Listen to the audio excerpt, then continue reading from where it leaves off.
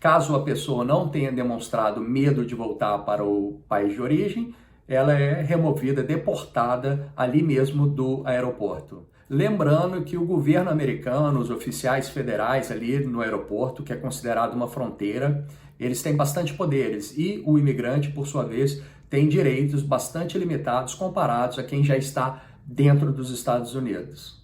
Os oficiais, eles podem usar de tudo para tentar tirar a verdade daquela pessoa. Obviamente que agressão física, nada disso pode. Porém, pode fazer perguntas, pode acessar computadores, celulares das pessoas, pedir para a pessoa dar acesso a contas de mídias sociais, Facebook, Instagram, WhatsApp. Então, se durante aquela busca o oficial vê conversas ali com familiares, olha, tchau, boa sorte nos Estados Unidos, nos vemos daqui 10 anos, e aquela pessoa disse para aquele oficial que estava vindo como turista e tinha apenas um visto de turista, o oficial pode usar aquela informação contra aquela pessoa e colocar em processo de remoção sumária dos Estados Unidos. Caso, porém, o oficial não tenha achado evidências concretas contra aquela pessoa para uma remoção sumária, para um expedited removal, por exemplo, ele não descobriu ali com evidências concretas, físicas no sistema que aquela pessoa tenha ficado mais além do tempo permitido em uma outra oportunidade, que ela não tenha confessado que estava vindo para trabalhar, mas aquele oficial ainda não está convencido que aquela pessoa está vindo aqui para o propósito de acordo com aquele visto. Ao invés de colocar aquela pessoa num processo de remoção sumária, lembrando que a pessoa, o estrangeiro, é quem tem o ônus da prova de demonstrar que aquele propósito dela aqui nos Estados Unidos é legítimo, e não ao contrário, não é o governo americano que tem esse ônus da prova. Mas se o oficial ele não chegou a achar nenhuma evidência contra aquela pessoa, mas não está decidido em não deixar aquela pessoa entrar no país, ele pode, é discricionário do governo americano, deixar aquela pessoa retirar o pedido de admissão no país. Ou seja, todo estrangeiro que chega nos Estados Unidos perante um oficial da imigração, o que ele está fazendo é batendo na porta dos Estados Unidos e pedindo para ser admitido no país. Então, naquele momento, o oficial pode falar para a pessoa que, olha, eu não vou te colocar em processo de remoção sumária, porém, eu vou autorizar que você retire seu pedido de admissão. O estrangeiro tem que concordar em retirar o pedido de admissão no país. Isso é importante por quê?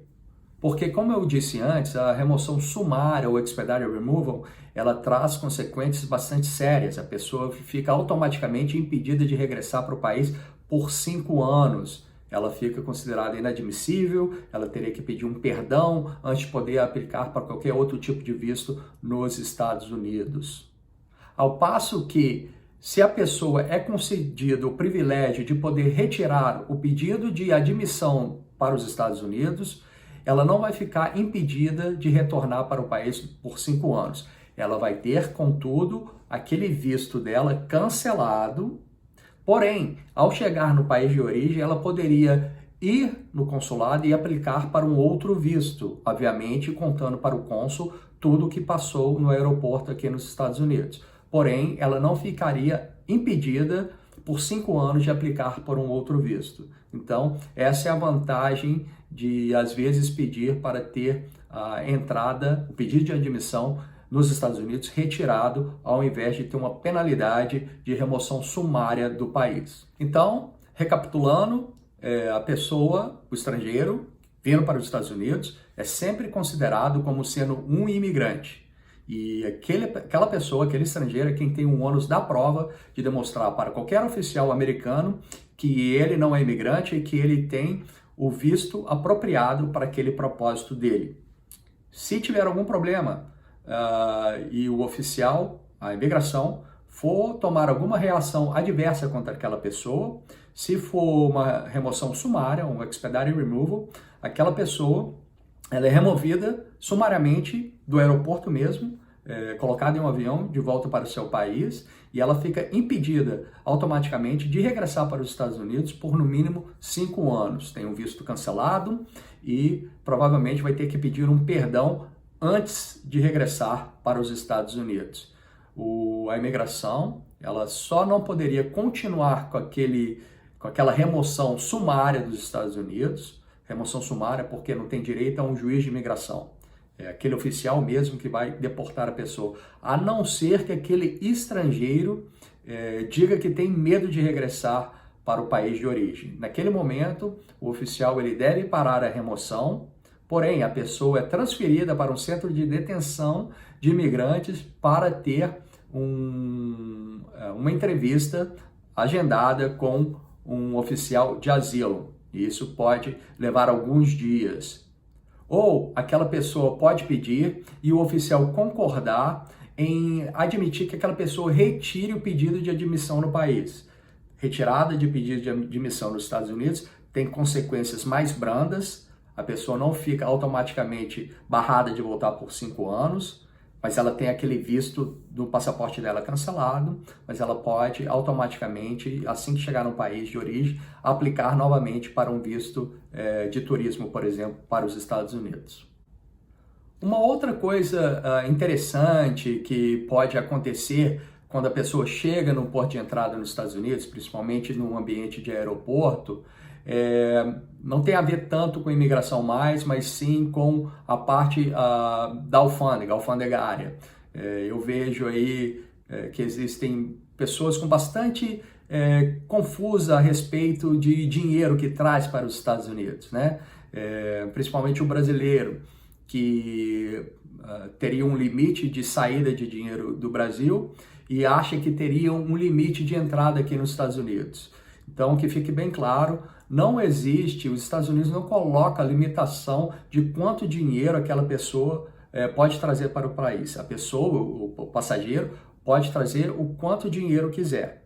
Ela apenas tem que declarar para o oficial ali no aeroporto se estiver trazendo mais de 10 mil dólares em instrumentos monetários. Então, é contado todas as moedas que a pessoa tem. Se ela tiver dólar e real e euro, é contado todo aquele dinheiro, faz a conversão e se der mais que 10 mil dólares, aquela pessoa tem que declarar. Então, é 10 mil dólares por núcleo familiar. Então, não adianta o marido estar trazendo 9.500, dá 9.500 para a esposa trazer e não querer declarar. Isso pode ser usado contra você e, inclusive, pode ter perda do dinheiro, né? Pode até ser considerado algum crime e ser processado aqui nos Estados Unidos e tomar um tempo de cadeia. Portanto, não existe limite de dinheiro que você possa trazer, você pode trazer a quantidade que quiser, você tem apenas que declarar. Quando você chega nos Estados Unidos, você tem que preencher um formulário e ali pergunta se você está trazendo mais que 10 mil dólares em instrumentos monetários. Aquele documento você assina, então você está jurando que o que está marcando ali é a verdade. Então, se você está com mais de 10 mil dólares e está dizendo que não e está assinando ali, aquilo pode ser usado contra você porque você está mentindo para uma autoridade federal nos Estados Unidos. Os Estados Unidos querem que as pessoas, os estrangeiros, os turistas, tragam dinheiro para gastar nos Estados Unidos. Obviamente, dinheiro de origem lícita é sempre bem-vindo, então não tem por que ficar com medo de eu só posso levar 5 mil, eu só posso levar 10 mil, eu não vou declarar porque podem tomar meu dinheiro, ou não vou declarar porque pode mandar informação para o meu país de quanto dinheiro eu trouxe. Os Estados Unidos não comunicam isso para ninguém, é uma informação interna para o governo americano, então o melhor a se fazer, traz o dinheiro que você quiser, dinheiro sendo lícito, e declara, apenas declara, declara no papel, na declaração de alfândega, declara para o oficial se ele te perguntar, e o máximo que eles vão pedir para você fazer é preencher um formulário dizendo quanto dinheiro você está trazendo, e ele vai perguntar o motivo desse dinheiro.